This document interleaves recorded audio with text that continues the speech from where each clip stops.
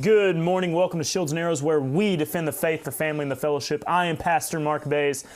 Happy Monday. We've made it to another week. We had a weekend. We had things happen over that weekend, and we're going to talk about it, whether it's a worldview, theological, you name it. And so I hope that you're doing well. A few things that I do want to let you know.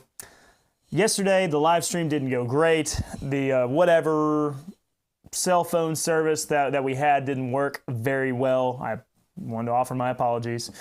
And if Dr. White's watching, he'll say, don't apologize. But I feel bad. I want you to be able to enjoy a good live stream. My goodness, we're going to get there. So just hang in there. I keep telling you that. I promise you, one of these days, we're going to be state of the art, and we're going to put all the other ministries to shame, and they're going to wish that they were us. But until then, that's where we're at. We're dealing with it. We're surviving. Also, you may have noticed something that's on my forehead. Well, you should see the other guy. And by the other guy, I mean a cabinet that I smacked my head on at church yesterday morning. So I have a nice little battle scar there. And I asked the church if I could get workman's compensation on that, and they just laughed at me. So maybe the only preacher in history to sustain injuries during the process of his job. Actually installing the brand new switcher that you, my supporters of this ministry, have been so kind to have provided for us. Thank you, thank you, thank you. I do have an update for you on some matters concerning the website and donations. Now, if you go to Mark Baze Ministries, you'll see right here, support our ministry. I've added some buttons. There is a PayPal button. If you click on that, then you can make a donation right there, straight with your PayPal. Now, I know that PayPal takes a little bit of the slice of the pie, but there is Venmo. Now, in theory, you should be able to give to Venmo, but people can't find me. I've been talking to a few of you, and you're saying, I can't find you, I can't find you. So, for whatever reason, if you click on Venmo, it takes you to the Venmo login. I'm going to try to figure out what's going on with my account, why you can't find me. So, don't worry about donating yet. If you're wanting to donate to help us get a camera, for example, just give me the afternoon to try to figure out why we're having these issues, what the deal is. So, don't worry about it, but on Mark Baze Ministries, we do now have some donate buttons. And obviously, if you have other means that you would like to do, you can always contact me at my email, and I can give you some other alternatives. But working on getting Venmo working, PayPal does work, though, right now, if you did want to do it that way. But don't worry, if you want to wait, I completely understand. All right. Well, let's address and talk about a few things that have gone on in the world. And it's some things that have not been talked about a whole lot. Obviously, we're going to talk about some things concerning Iran and Israel as well. Once again, our current administration doing just such a great job of just allowing the whole world to be set on fire. So, but that's not the first thing I want to talk about. I want to address today, first and foremost, a stabbing, mass killing event that took place at a mall in Australia. There was a mall in Sydney, Australia, that this man had a knife and went through and killed 6 people, injuring 12 others, and then they finally were able to stop him. I want to spend some time talking about this because it matters. We are told all the time, we've got to ban guns. Ban guns, because they're used for mass killing, and that's all they're good for, and you don't need a gun, you shouldn't own a gun, and this doesn't happen in other places. Why is America the only one that has mass shootings, fill in the blank? Well, let's just talk about that for a second and use our brains. The reason why America has mass shootings is because there is a mental health problem in America, first and foremost, that we want to continue to ignore. That mental health problem is we have kids being raised in bad environments, bad homes. They're not raised with a mother and father, or the mother and father don't do their job. They are not raised with a good biblical worldview. They're not given a good Christian foundation. That's another problem. Another issue is we have something called gun-free zones, which is the single most idiotic idea that has ever been devised. A gun-free zone, it is just saying, please come and kill these people. They cannot protect themselves. That is the worst idea that is possible. And however you want to handle that, I kind of look at those as, hey, there's a suggestion for you, but I have my own ideas about that. Anyways, so we in America have the issue of mass shootings because it's very politically charged. And these people do it to be famous. They want their names to be out there and known. So the second one takes place, what does the media do? They put the name of the killer all over the internet. You see their face, you see their name, and it is absolutely just an attempt to get your name in the headlines. They know people will talk about it. The reason why mass killers don't use something like a truck and plow through a crowd is because we know that we will stop talking about it 3 days later. If you wanted to kill more people than like a mass killer would, like a mass shooting or something like that, the way you do it is like we've seen in Europe. They take massive trucks and they drive through a crowd of people. The idea is not, these sick, twisted people are not trying to actually kill as many people as they can. They're wanting to kill as many people as they can in a very particular way because they know if they use a gun, and specifically an AR-15, it will be in the news. The news will talk about CNN, MSNBC. They will spend forever running the reel talking about the mass shooting because it fits the political narrative. If that mass shooting was they used a shotgun, it will be buried. They will not talk about it. It's not important. It doesn't matter. So they don't care if you do a mass shooting using a handgun or a shotgun or a bolt-action rifle. That's why we don't worry about the one that took place in Texas, in Santa Fe, Texas, I believe. This was actually I think it was on our way back from our honeymoon or anniversary trip, one of the two. There were some 10 students that were killed, but the kid did not use an AR-15. He used a shotgun and he used handguns. That's why they buried the story and you don't remember it. But you do remember places like, Sandy Hook. You remember the Florida shooting. And that's because it fit the political narrative. They used the right tool. So this whole story of the stabbing in Australia, it's going to be buried because they do not want you to hear a story about a mass killer not using an AR-15 or a gun at all. Because what this shows is it gives away the game. It gives away the game because it's not about your safety. I cannot stress this enough. You need to understand gun control, laws that take guns, firearms out of the hands of responsible citizens is not about your safety. It is about making sure that the government is the only one that can point a gun at somebody. That's the only thing that matters to them. That's the only reason why they support gun control. It is not about protecting innocent lives. Because evil people will still do evil things no matter what. What is Australia going to do now? Are they going to ban knives? That's what Europe tries to do. That's what Britain has done. I don't even know if you can have a butter knife in your house in some places in Britain now. It's absolutely ridiculous. Where does it stop? Now, what do you do whenever you got a guy, let's say a guy has a screwdriver?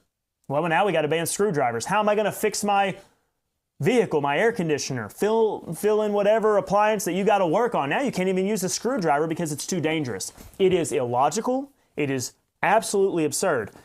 You can take a knife, you can take a rock, and you can kill people with it if you're determined.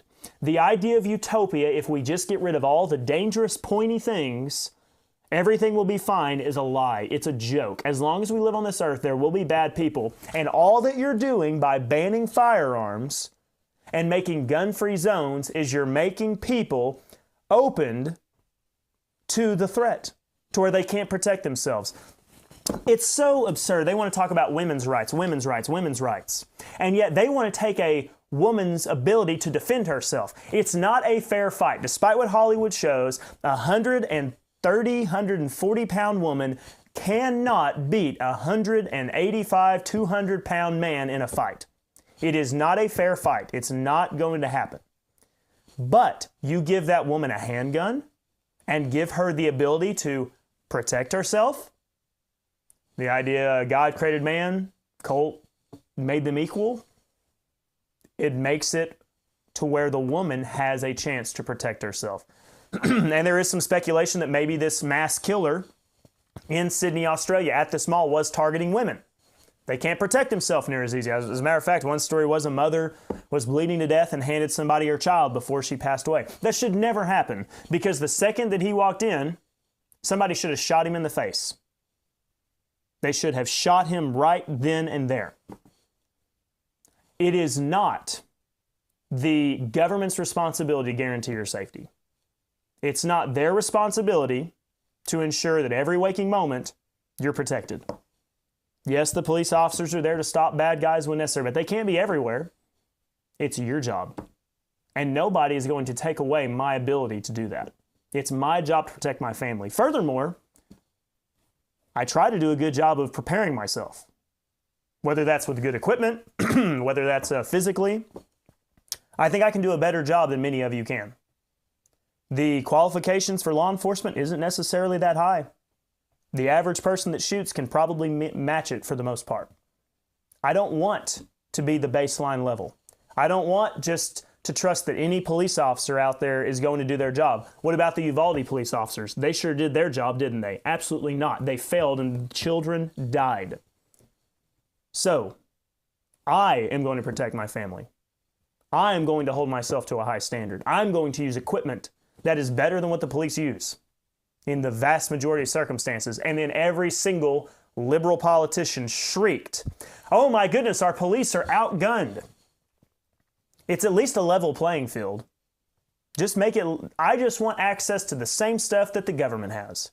That's it. And then they'll make the ridiculous claim, "Oh, so you think an average person should have a nuclear bomb?" Yes, because the average person can go out and buy a nuclear bomb. That's so easy for the average person to do. You think that the average person should own an F-15? Well, technically, yeah, I think you can. Even though our president likes to threaten us. Why is it that we are allowing our president to threaten us? Listen, Jack, you don't need your AR-15. What are you going to do? You're going to fight us with a gun? We got tanks and we got planes and we got bombs. So you're threatening to actually attack your own citizens? Great job, Mr. President. You really are somebody who stands for democracy, normalcy, and all of that as well. What an absolute joke. Sydney, Australia, Australian general, you had a gun ban. That is on you. The politicians that make the laws that take guns out of the responsible people's hands, and the politicians, the corporations that make gun-free policies, that blood is on your hands. That's on you, because you know that there's evil people. You know that there are wicked people out there that will try to kill others. And if you take away their ability to protect themselves, that is your fault. That is your fault. So, hold on to your guns, hold on to your Bibles. Do not let them take it from you, because you know that they absolutely will if they are given the opportunity. We have got to protect and defend our families. We defend them spiritually, mentally, with wisdom from the Word of God, and we protect them physically with a gun. And yes, an AR-15, because they do a really good job of it. So, with that, very important matter to consider there. Mass killings do not just take place in America. It's not as if it's something that never happens anywhere else. It does take place in other countries, Australia, Europe, and it's only a matter of time. It's always, you've got to weigh the risk. You've got to weigh the risk. I would rather guns be available for people to buy, and they could potentially be used for evil means, than for the government to be the only ones that have them. Because then you're at the mercy of that government. Think about how many authoritarian governments, communist governments, socialist governments have murdered millions of people because those people had been disarmed and had no way of protecting themselves. That is the truth of the matter. Yes, it's terrible anytime there's a tragedy and innocent people die. But the number of people that would die if only the government had guns would be extraordinarily higher. Extraordinarily higher. And Europe, You want to look at us all high and mighty because you have a gun ban? You understand the reason why you haven't been invaded by another country is because of us. And not just because of our military, but because no country wants to go toe-to-toe with the American who is carrying a rifle that is better than what they have. That is the truth. Our equipment is better than the average military. The Russian soldier has nothing on the equipment that an American citizen can get their hands on. You're welcome. You're welcome that you have not had somebody march into your cities and murder your people, not just because of our military, but because of that Southern man that you like to make fun of. That man right there is standing between you and being taken over by a communist government. And that is the truth, whether you like it or not. The Christian man who's holding on to his Bible and his gun is the reason why we have peace right now. And that is the truth, whether you want to admit it. Politicians, those of you in Washington, D.C., you better listen and understand and get this through your skull right now. The man that you want to vilify, the man that raises his children, teaches them the Bible, that uses a gun, he's the reason why you're free right now. He's the reason why. He's the reason why the Japanese did not want to come into America, because they knew behind every blade of grass was going to be an American man with a rifle pointed right at him. Deterrence is the best way for peace. You want to swing the biggest club. Not that you ever want to use it, but so that nobody wants to dare mess with you. And the day that you disarm America, and you make us a target, you make us weak, you are begging for somebody to come in and try to take us on. It is the most foolish and ignorant idea of all time. How ignorant of you to think that you can bring about utopia. Let the man have his Bible, let the man have his gun, let him protect his family, worry about himself, and you stop taxing him to death and try to take away his rights. Leave him alone. The only thing you need to be worried about is where you're going to build a bridge at. If that. Maybe we should privatize that as well, because you're not worth really much of anything at all. So stop buying the lies that these things happen only in America. And it's a tragedy that it happens anywhere at all. And may Australia get their head on straight and start carrying guns and shooting bad guys with them. All right. We're just getting fired up right off the bat here on Monday with shields and arrows.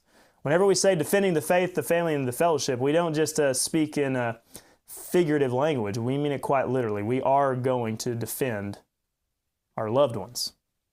Okay, let's talk about another important matter. Iran obviously launched a missile attack, and it was coordinated. It was from a number of countries, from a number of locations. Israel's Iron Dome was able to block most of it. Biden, that's on you. You have allowed this thing to fester. If you would have just given Israel the full support just to go in and take out Hamas, instead of trying to appease those Muslim radicals in Michigan because you're worried about an election, this would not have happened. You are a weak president, you're a weak leader, and weak leaders allow wars to happen. All of you wanted to say Donald Trump's a warmonger, he's going to send us into World War III, how terrible it is that he'll randomly drop a bomb on an Iranian colonel or whatever the case. The fact is, if they're scared of you a little bit, everybody likes to be nice. See, you don't understand how the old West, Hollywood has ruined our idea of the Old West. Everybody thinks it was the gunfight at OK Corral all day long. That's not what the Old West really was. Yes, there were bad guys. But whenever there's a mutually understanding that, yeah, I could shoot you and you could shoot me, it's not like people were throwing down in a saloon every single moment.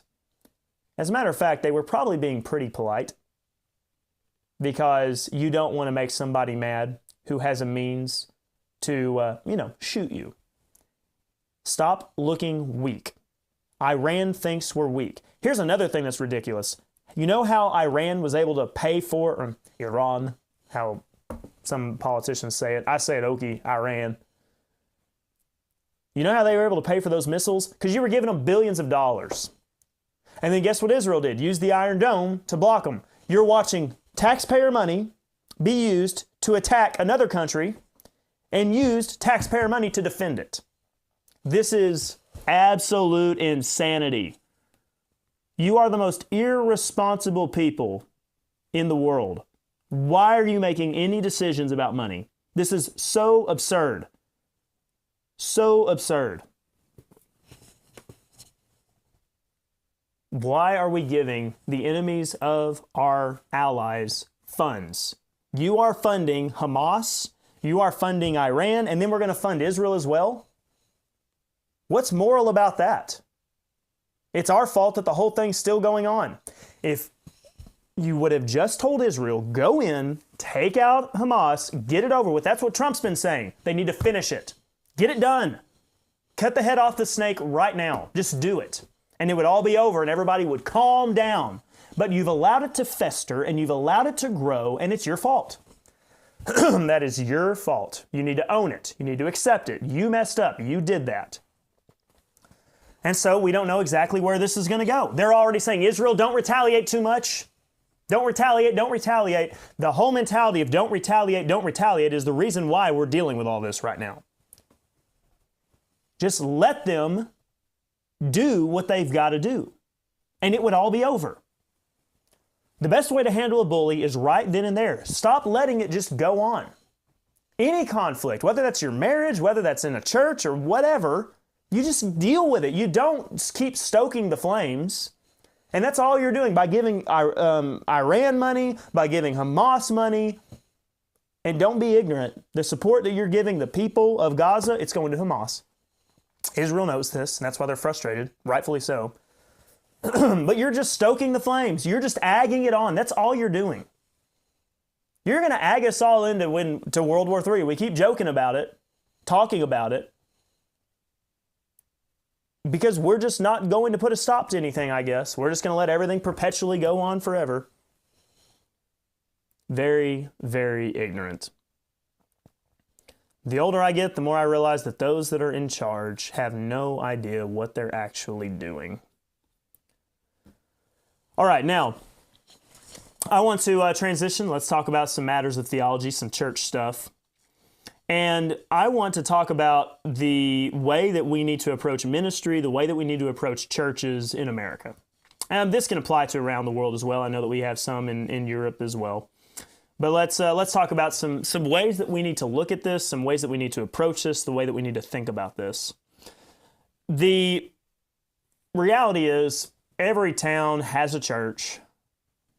Every town has a general idea about what Christianity is, as we use the term, Bible believers. We're not going to change the scope, the face of American Christianity by repeating the same old gospel tract or sales pitch that we've been doing. What's known is known for the most part. I'm not saying there aren't people in America that don't understand the gospel. I think there are people that really don't know, but a lot of people do. They really do kind of have the general sense, yeah, Jesus is the Son of God, He died for our sins. So what are we actually going to do to change the face of anything? How are we going to reshape the church in America to where it's actually grounded, it's strong, it's not going to be just being blown around by the cultural shifts or ideology shifts? How are we going to get churches to where they're not just a place of country club, social gathering, or social activism and fall into liberalism and all of this? What are we going to do? I really think that we've got to change our mentality of necessarily traveling North American missions. That's, the NAMB, North American Mission Board. And missionaries going around sharing the gospel. And just hold on a second, let me explain myself. We need to think about what's really going to change things, and we got to start looking at the long-term goal. And I'm talking to churches in general here. Even if you don't really understand our doctrine, I can explain it to you as you continue to watch this show. what's really going to change things is strong churches. I really do believe this. And whether that's strong actual churches, church buildings, and the congregation there, or strong house churches, and eventually maybe those house churches being a church, you can build one, people can go to, they can meet. It really is going to come down to this matter of Bible believers need to start seeing a trend in what churches are successful and what churches are not. And I'm hoping that we can start to reevaluate what we see as success, because even though you'll hear churches time and time again say, or you'll hear pastors, seminary professors, they'll always, say something like, church size and numbers is not the metric for success. Church size and numbers is not the metric for success. Yet, it seems like all we want to do is elevate the big churches because they're the ones doing stuff right? Because these big-time preachers, isn't it amusing to me? All these big-time pastors that want to say numbers are not the measurement of a church, they don't go and pastor some obscure town. They don't pastor some small church in the middle of nowhere. It's always some big well-to-do church in some big well-to-do town. We've got to reassess and rethink what success looks like. There are churches that pack the pews, and their knowledge of the Bible is that much, because they don't ever discuss any deep matters of doctrine or deep matters of theology. There's a reason why it's a big church, because they cast a broad net. One of my early episodes of Shields and Arrows, I said that mega churches won't save America, because they won't. They're too worried about appeasing the masses. And you're not going to appease the masses by teaching doctrine, because doctrine is divisive and people don't like it. What churches have to see is they need to start seeing churches that are built upon sound doctrine actually thriving. That's what they need. And the only churches that are really going to do that are going to be dispensational churches. That is the absolute truth, because dispensational churches get it. They know what's going on. I'm talking about I'm expanding my horizons a little bit here. I'm not an Acts 2 dispensationalist. The church did not start in Acts 2, at least our church. Our gospel was not presented in Acts 2. You've got to get to the Apostle Paul before we get there. But even an Acts 2 dispensationalist church is going to have a whole lot better of an idea of what's going on as opposed to the standard evangelical church or the standard covenantal theology church. Covenant theology is messed up, and it's not going to work for long. See, covenant theology is it's a revision of Catholicism. It is. They're kissing cousins. And the building the kingdom, growing the kingdom, establishing the kingdom on earth mentality is not going to work because it doesn't add up biblically. It does not follow, does not make coherent sense. So the covenant churches are not going to succeed because people are going to look around and say, hold on now, everything that you're saying that we're building towards, I'm not seeing it happen. And they'll argue, oh, it's all spiritual. Can you not see the spiritual kingdom growing all around us?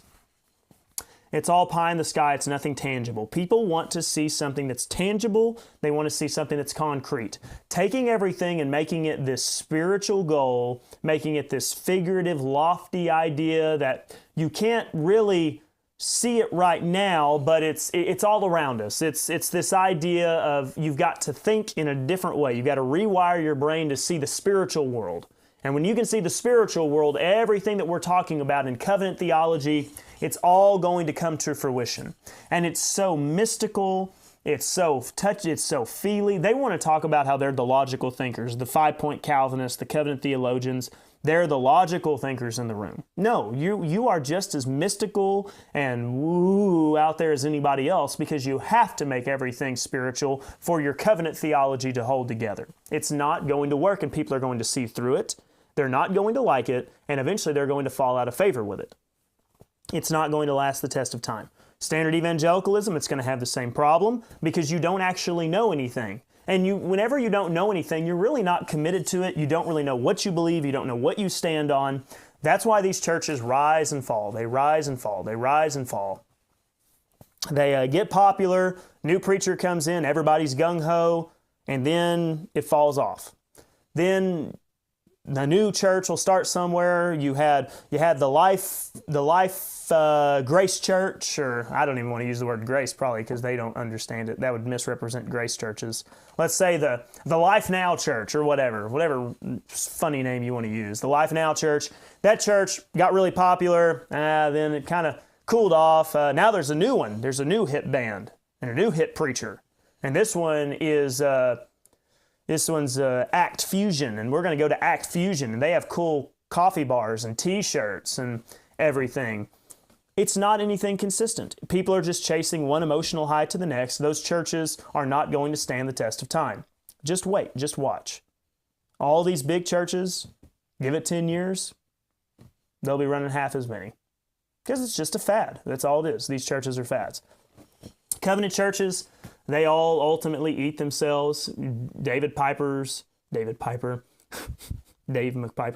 David Platt's church, it's falling apart. Covenant theology doesn't work.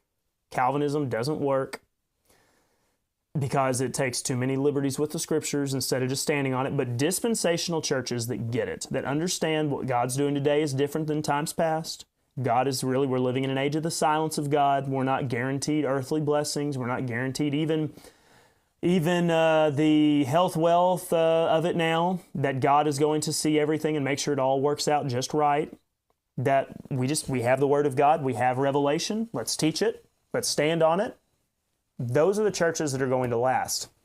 If we want to save American churches, congregations, they've got to see those churches flourish. They need to see those churches succeed.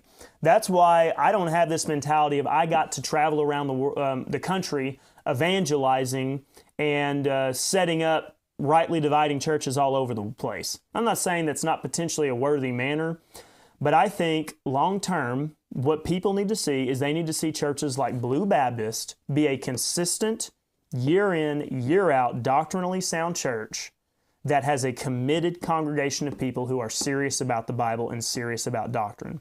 And where all the other churches in the area rise and fall, they'll vastly swing. Maybe that church once upon a time was Calvinist. Maybe now it's not a little bit. Now it's back to Calvinist again, and they're all over the map. This preacher came in, he's pre-trib. This preacher came in, he's post-trib, amillennial, premillennial, post-millennial. They are going to see that those churches that stay steady, that stay consistent, that hold to their doctrine, that don't sway, don't bounce back and forth, and there's a committed core there of people who are committed to sound doctrine, they will see those churches flourish and those churches thriving. And whenever all those other churches fall, because they will eventually fall, they will fail. So many Southern Baptist churches are already failing.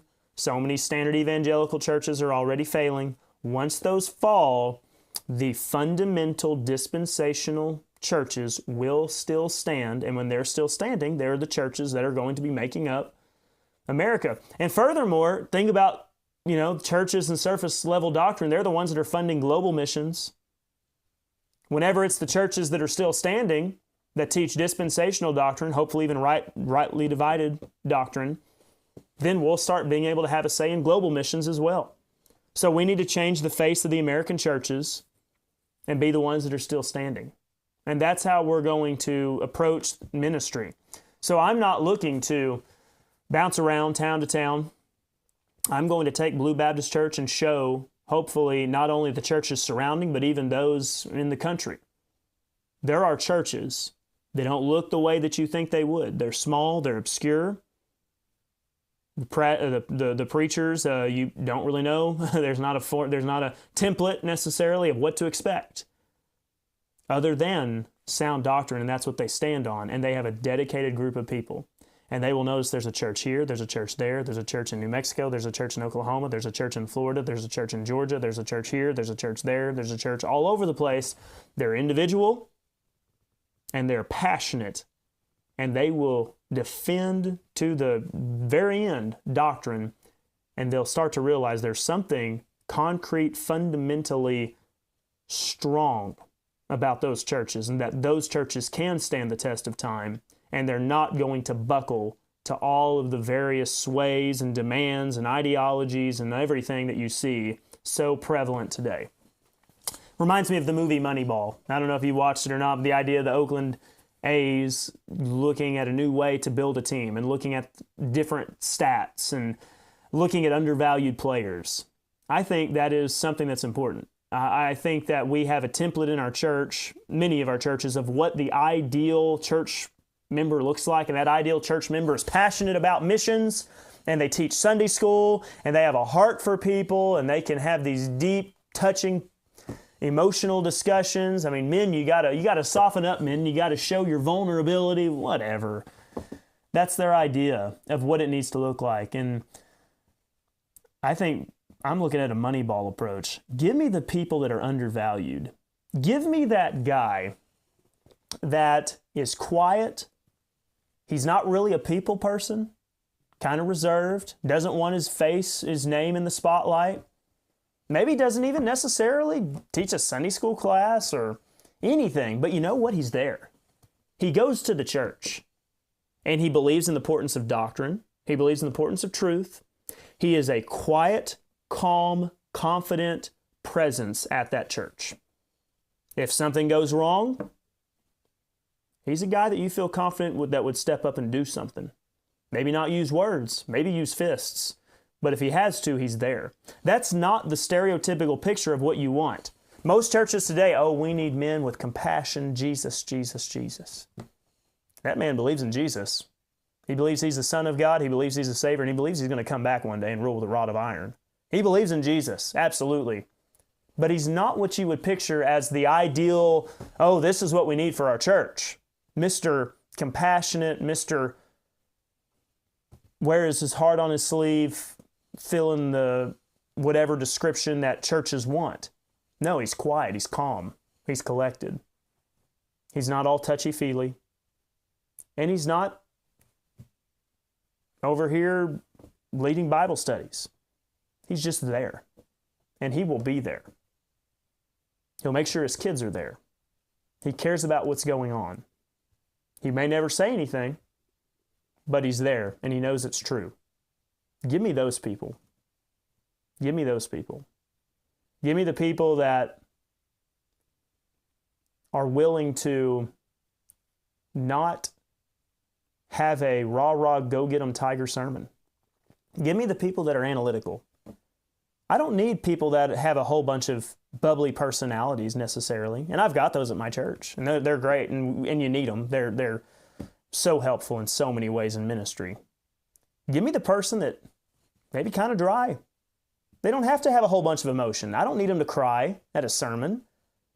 I don't need them to weep at the end of a sermon, come down front and pray. I don't need them to get all emotional. They'll say, I don't know if their faith's genuine. They're not showing a lot of emotion. Get out of here. They're here to learn. They're committed to doctrine. They want to learn the Bible, and then they want to go home, and they want to raise their children. They want to do their jobs. They want to hold to what is true, what is right, and they just want to live quiet, peaceable lives. I don't need a social activist in my church. I don't need somebody who wants to have heart-to-hearts with everybody of all, types, any given service. Give me the people that are not valued in other churches, that just live their quiet lives, and that just want to come to church to know the doctrine, to study the Bible, who will be there to back me whenever I'm teaching the Bible. Give me those. Moneyball. Look at the undervalued people. The people that you wouldn't typically think is, that's a highly valued member. The member that cares about the truth, that's a highly valued member. I don't care how passionate you are about certain ministries if you do not care about the truth. I want you to care about ministries. That's great. Ministries are important, reaching the children, but if you do not care about truth and you don't have interest in studying the Bible, I don't need you. I don't. And I know that sounds harsh, but it's really the truth. I want people that want to study, that want to know. Now, I want people that are compassionate, and I want people that are excited about ministry. We need them to help with our children. But if they do not have any interest in actually understanding the truth, and it's all just an emotional high for them, I don't need you, but that's the people that so many churches want. They want compassion. They and not even just compassion. They want emotions. They want high energy. I don't care. Give me the people that really do have a desire for sound doctrine. All right. Let me look at some of your comments, see what you have to say. I'm closing out here on everything I had to talk about. What do you want to talk about? We've got Barney on. Barney, great to have you. Great pastor out of Iowa. Another great church. Appreciate him. Also a former dirt bike rider. Used to ride those 500cc two-strokes like an absolute man. Susan, great to have you. Carol, so glad to have you. Carol, talk to your church. I don't know if your church is interested in a Bible conference, but I'd be interested in coming out there. Mom, good to see you. Scott, thanks for being there. Nancy, listening just late. Greeting everyone. Susan said, preach it. I think that was early when I was talking about gun control. Good morning, Myra. Scott says an armed society is a polite society. That's absolutely correct. How right you are. Nancy says gives to their families.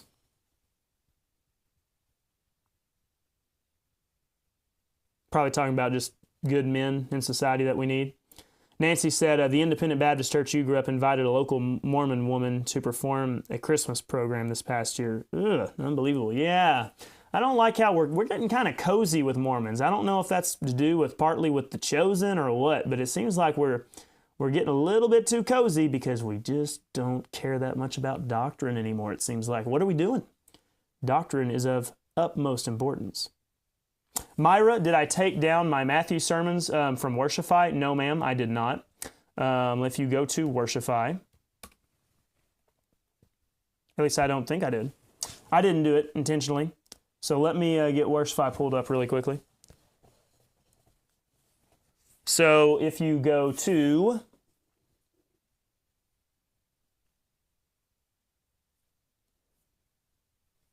Mark Baze Ministries, you should see all of our series that we've done. And there we go, the Gospel of Matthew. Not the whole thing. Because Worshipify didn't get created. I mean, it didn't exist whenever we first started. But here's Matthew. So yeah, just look for the Gospel of Matthew. As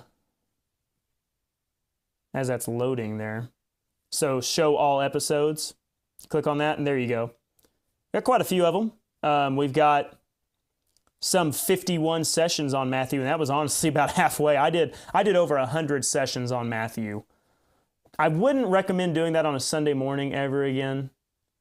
But, yep, there's Matthew, starting with chapter 10 and going all the way through Matthew. We did start knocking out a few chapters at a time towards the end there, but it all honestly worked pretty well.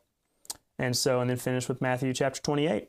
And most of those all did work. There may be a few of those that didn't work, but no, we do still have the Matthew series. I do need to get my notes uploaded. There's just a few things I got to get caught up on. Myra, I know that you are doing your own study in Matthew, and I need to get those notes uploaded and updated for you.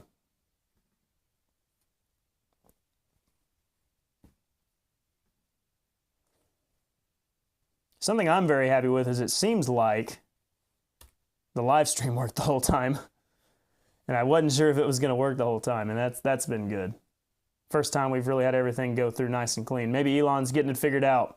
I talked to him. Me and him are on a first-name basis. I call him Elon.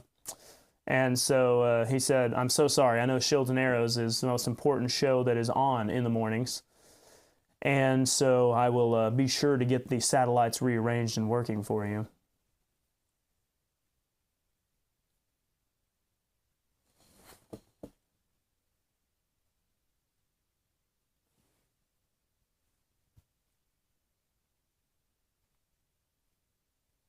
Trying to get this load so I can see your comments again.